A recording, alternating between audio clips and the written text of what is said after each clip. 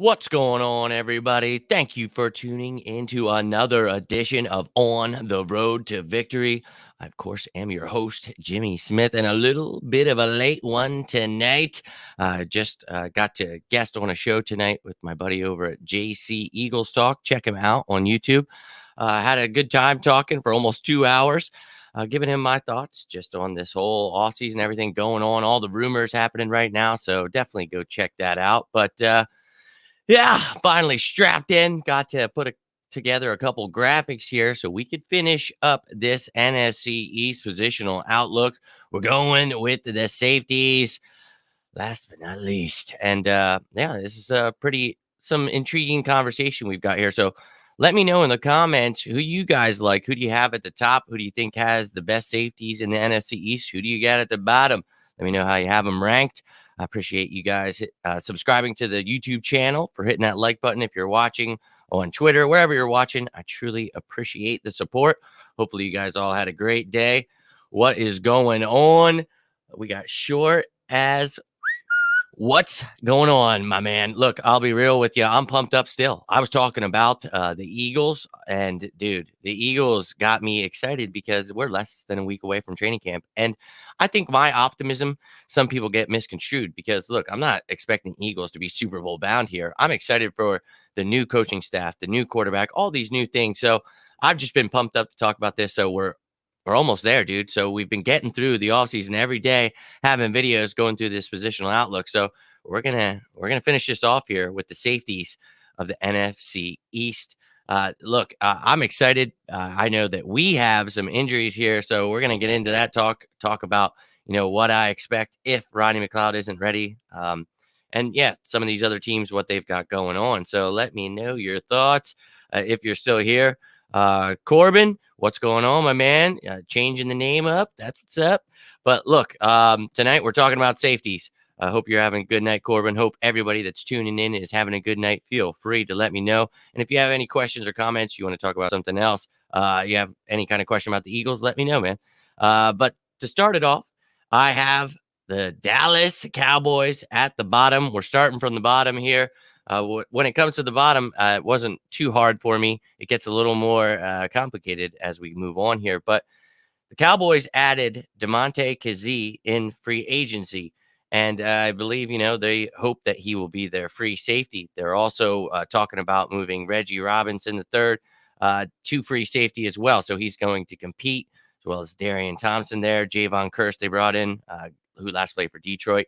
And they also added Israel Mukwamu, who is a cornerback, but I think will help them as a safety. They drafted him in the 6th round out of South Carolina. I think he'll help all over the place. I think, Dan Quinn is going to obviously enjoy the new pieces they added, but, he never had some of these other ones. So we'll see what they bring out.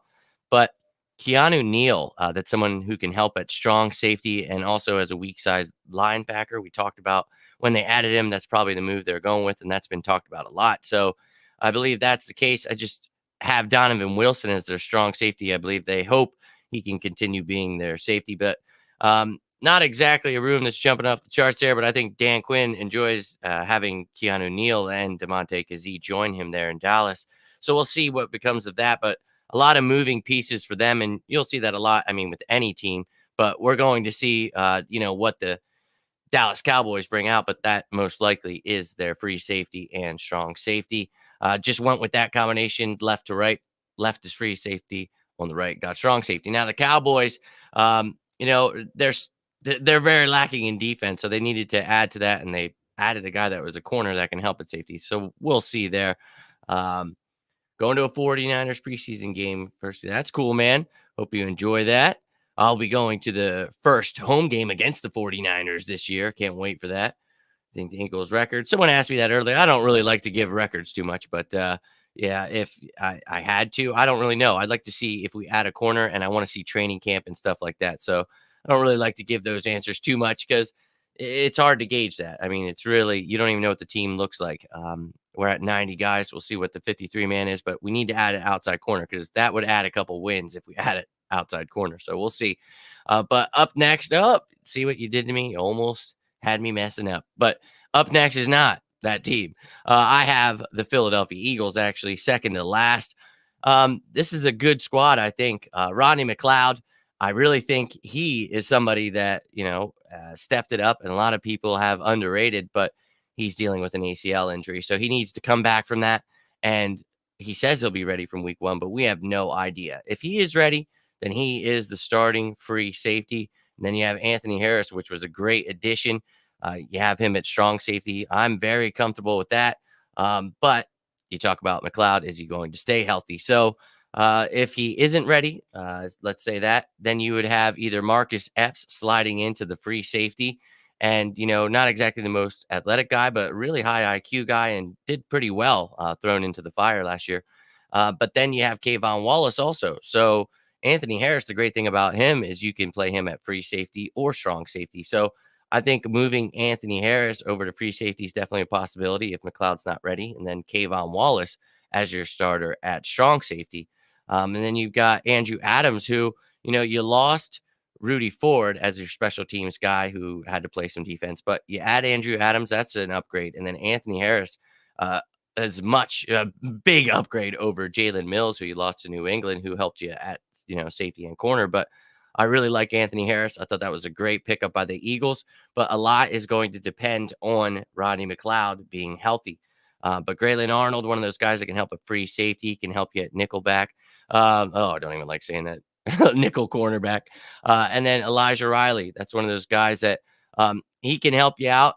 He's one of those safeties that's more, he can help you too at corner, but not necessarily as a nickelback. He's a stronger type safety to me than Braylon Arnold, more of a free safety. But those are your back end guys. Everything's riding on Roddy McLeod being healthy. But if not, this is a really good safety room. So I'm excited about that. Excited about Jonathan Gannon, the work he's going to do with this entire secondary. But these safeties, man, you got some good veteran guys. You got to just hope that everybody stays healthy. But the reason they are not at the top is because these next couple teams, they're pretty stacked. And last year, the next team dealt with some injuries and they found some diamonds in the rough. They also added someone in free agency. So the way I have it, this could really shake out many ways. So we'll see exactly how it goes. But Washington added Bobby McCain from Miami, and Miami was saving some money, and they had some other players that could step in. So this was a really good pickup for them. He's somebody that can play nickelback, nickel cornerback. He can play outside as well, and free safety. So I presume they brought him in to be their starting free safety. Last year, Jeremy Reeves, someone the Eagles let walk, was starting there for them, doing well. Troy Apke got some starts. DeShazer Everett was somebody that got some starts. You see Cameron Curl there. I'd like to put him as a starter because he got some starts last year, but that was because Landon Collins was hurt. He's really more of a strong safety, so it was hard to put him on there. But I think we all know Ron Rivera is a mastermind on defense, so he's going to find ways to use multiple safeties, and you're going to see these guys. They drafted Derek Forrest this year in the 5th round out of Cincinnati. So there's another guy that could compete. They've got some really good safeties in this room. So I have them second to last. And this is not a bad room at all. I mean, Landon Collins is a stud. This is once again a healthy thing. You got to stay healthy. And every team kind of deals with that at safety here in the NFC East. But this is a really good safety room. Landon Collins, man, you can move him all over the place. So I'm intrigued to see, and I'm not really happy we have to deal with, these really good safeties because they are really effing good. What is going on, my man? Big Play Slay in the building. I was just talking about how I was a guest earlier on my man JC Eagles Talk. So I know that you found me from there. So happy you're tuning in. Going through my NFC East Positional Outlook series. We're finishing the defense, went through all the offense. Now going through the defense position by position. This is the safety. I'll be going to special teams next. And then I'm going to be doing a recap of the offense and then the defense. And dude, it'll be training camp time. So we have made it through the offseason, somehow making a video every single day talking about the Eagles. But that's what we do here. So I appreciate you tuning in. Appreciate all of you guys that tune in and want to talk some birds. But right now, going through how I have the Eagles ranked. I just went through the Eagles safeties, and everything depends on Rodney McLeod.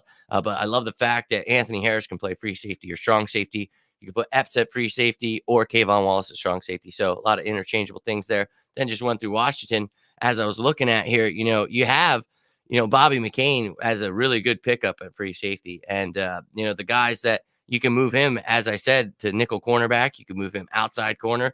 They've got Ron Rivera as their head coach, but he's a defensive minded mastermind. And I think he can really use these safeties to his advantage. And that's not going to be great for us twice a year. So, but they don't rank number one for me in the NFC East because, man, there's another team even more stacked than all these other guys. It's going pretty good, and I appreciate you subscribing, dude. Just going through this. So give me your thoughts. That's what I'm asking you guys. Let me know what you think of this NFC East safety position by position. We've been going. You can check out those older videos, comment on those. Let me know what you think, who you have at the top. Always down to talk some birds. Right now, just going through the safeties. So I have the Cowboys at the bottom. Then I have the Eagles. Then we just went through Washington. So obviously at the top, damn it, I have the New York Giants safeties. Man, I don't even like having to put the New York Giants on the top of anything. But let's be real here. They got themselves a stud in Logan Ryan moving to safety. And man, he did really well for them. And Jabril Peppers, we all know he's, a really talented guy. He was part of that trade for Odell Beckham. And I was not happy that, he was going to be part of the Giants. I was happy to see OBJ gone. But Peppers is a stud, man, and he can help them in the return game as well, which they still use him in just because he's so talented. And now you got a guy last year they got in the second round who I really was hoping we could get. But Xavier McKinney is a beast. So they're going to be moving him all around too. He's one of those interchangeable linebacker safeties we talk about. And also, Julian Love is another guy who's going to get his playing time. They're going to have a good time moving those around. Those four right there will get more playing time than any of these other practice squad players you see listed below. But that's those three right there. You're going to see a lot of three safety sets, a lot of big nickel. We talk about that with the other teams. Giants are definitely going to use a lot of that with Logan Ryan, Jabril Peppers, and Xavier McKinney. And that is going to be a force to be reckoned with. We talked about the cornerbacks that they had, Bradbury, and then adding Adoree Jackson that had them second to last. But Washington took number one by adding Jackson with the corner. So two really good secondaries. And look, man, the Eagles are going to have their hands full. But I think this offense, with Nick Sirianni leading this, I think it's going to be a lot of running the ball, a lot of the RPOs play action you establish by running the ball. And I think Jalen Hurts is going to succeed because of that. And I think, obviously drafting Devontae Smith, it's going to help people like Rager. We'll see what happens with the Ertz. We've talked about that. But Goddard, we need to see what we have in him in his final year of his contract. So going to be very, very and Coach Dante, another one from JC Eagles Talk. Dude, just went through the NFC East positional outlook, doing this quick little series, going through. And look, I do these every single day, and every show is welcome for live discussion. So always down to talk about whatever something, if there's big news going on, then I make a video about that. But nothing too special. The Deshaun Watson thing, I made a video last week saying, are people still talking? Because we all know it all depends on his legal issues. So, but we should all know the Eagles were interested. Yes. Zach Ertz, we talked about this for months. That's another one people have talked about. We've talked about it. He's going to be a training camp. The Eagles want to find some kind of value before just letting him go. Something happens in training camp. A team realizes they need a tight end. The value is going to go up for Ertz. You get something in return rather than just getting that cap space that we talk about. And that's one of the things, people get misconstrued. And look, this is the money right here. You have the cap hit 12.721 and you've got cap savings of 8.5. Whether you cut him or release him. That's pretty nice. So we'll see here. But I think the money is obviously a plus, but you want to get something in return for somebody like Ertz. Obviously, having Ertz on this roster would make it much better. But I think you need to see what you have in Goddard. And this team is retooling and headed toward, the future. And I just think that he wanted more money. We don't have more money. And I think we need to save more money. We don't necessarily need that money right now as it sits. We have a cap space of $4,877,971. And, that's pretty nice, but you got to realize, Landon Dickerson needs to sign. When you bring his cap number into it and you replace it with that final number on the salary cap, that's the cap number right there, that cap difference. That's what's going to affect our cap. So when you add that or you subtract that from our current cap, you see that we'll still have $4,154,031. So we could still sign someone right now. Ertz doesn't necessarily have to be gone, but he wants to be at training camp because we talked about this yesterday and for months now. Zach Ertz would lose $40,000 each day he's not there. So that's a no-brainer. He's going to be there. The Eagles aren't going to just get rid of him for nothing. So this is not news to me, but everybody, brings it back up because they have nothing to talk about. I'm not saying you guys. I'm saying that that's what the media likes to do. And it's like, hey, I'll play along. I'll let people know this is how I feel and everything like that. But they get carried away sometimes. And I think we all know that. Make a video in the morning, Deshaun Watson. Yeah. And I think for me, the Deshaun Watson situation is the same as it's always been. And they've been interested because they're always trying to improve at quarterback. But the thing is, he has legal issues now. So we're not going to be making a move like that. It's just, Howard Eskin wants to bring something random up. And it's like, oh, okay. So we're talking about this again. And it's funny because my video last week, I'm like, I guess we're still talking about Deshaun. And look, it's the same thing. The Eagles are always going to be interested in improving a quarterback, especially with a known all-pro quarterback like Deshaun Watson. He's pretty damn good. I just think I want to see what we have in Jalen Hurts. We all know that I'm a big, and you guys are just tuning in, but Jalen Hurts, I'm a big fan, and you got to find out what you have in him. You got a number one receiver for him. I think Rager's going to flourish with Smith here. So I think we'll see what we got in Hurts. And then next year, you have 2 first-round picks. One could be a third first-round pick. So you really look at, our draft picks, we can really improve the team there as well. We talk about having about 45 million next year in cap space and then 10 draft picks. Dude, I'm pretty excited for the future. So we have to keep our mind on the future because this team is building the right way. So we can't backtrack and have that nostalgia factor that we had with Jason Peters and everyone else. Oh, I love this guy. Well, that's great, but we got to move on. We got to get better. We got to build toward the future with these younger guys. So that's where my head's at. But went through the safeties tonight. I hope you guys enjoyed that NFC positional outlook. I hope you'll go check out all the other positions. I did every single position in the NFC East. I'll be back with the special teams next. Then I will do the recap of the offense and defense and pretty much just how I have the offense as a whole ranked and then the defense as a whole ranked in the NFC East. So hopefully you guys will tune into that. But sorry for the super late video. But as I said, I was a guest on a show tonight. So it kind of made making the graphics and everything take a little bit longer tonight. But it was a long day anyway. But I will be back tomorrow. We'll be doing special teams. We'll be getting into it. You guys know, if you need anything, you can always reach out to me, whether it's about football, anything in life. We all go through stuff. So I'm always here for you. Please reach out. Oh, we got another comment here. Let's check this out. Just think Jalen Hurts our starting quarterback. You showed lots of sign last year and a big fan. Watching personally. Yeah, man. I have so many videos. Dante, go check them out, dude. I've got a cool one where Jalen Hurts' mom actually commented on it because I'm excited about him, dude. I love the kid, and I think a lot of people just read what the media says or what other people are pessimistic about. And dude, I see a lot of optimism. And I just had a video the other day where it was just Jalen Hurts highlights from college because I think a lot of people are missing what this kid can be rather than, the little bit they saw without a preseason, without training camp. And he's playing on a team that Carson Wentz couldn't do anything in. No one could have done anything in. I don't care who it was. Justin Jefferson, DK Metcalf, nobody would have been good in this offense. Everybody sucked. So it's unfortunate, but we're heading toward greener pastures, and I am excited about that. So Jalen Hurts is part of that for me. So I'm ready to go full throttle, dude. We're less than a week away. It's Thursday, dude. Next Wednesday, we will be having training camp. Like, they show up on Tuesday, but Wednesday when it actually goes down, I can't wait, man. I really can't. My man, Christian, my man, just finished up the safety. But you guys, hey, if you got more questions, you can throw them my way. You know how this goes. Always, I always have a topic for the night, but always down to answer some questions. And we got some new subscribers here. So always down to give my opinion. And I gave it for a couple hours tonight on the show and was letting it be known, anybody who watches this show knows I'm a huge Jalen Hurts fan, and I cannot wait for this season to start. I want to see what he's got. And I think the fact that we're going to run the ball is going to help him a lot.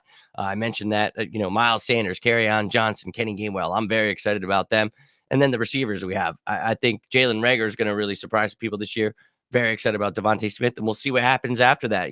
Travis Fulgham, Quez Watkins, Greg Ward, John Hightower, a lot of guys competing. JJ Arthega-Whiteside. There's so much going on. We'll see what happens with the Ertz. A lot of questions in training camp, and then that defense, what's it going to look like? And I love the fact we talk about Gannon.